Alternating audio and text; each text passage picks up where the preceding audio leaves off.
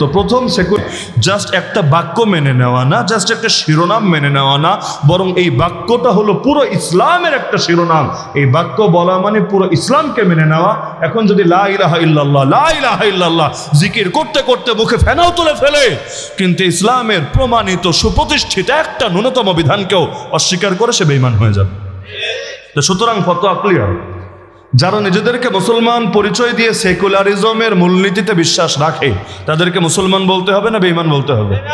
নিঃসন্দেহে বেঈমান বলতে হবে। তো এক সময় এই সেকুলারিজমের ফিতনা এসে আমাদের অনেকের ঈমানকে হরণ করে নিয়েছে, অনেকের ঈমানকে দুর্বল করে দিয়েছে। ফলাফলকে জানেন? মুসলমানের দুশমনে পরিণত হয়ে গিয়েছে। আমি অবাক হই, যারা 33 কোটি দেবতায় বিশ্বাসী, তারা কিভাবে ঐক্যবদ্ধ হয়ে গিয়েছে। আজ রাম রাজ্য প্রতিষ্ঠা করবে বলে যারা এক রবে বিশ্বাসী, ওই মানুষগুলো পারল না ইসলামের ভূমি কায়েমের জন্য সকলে মিলে ঐক্যবদ্ধ হতে। কি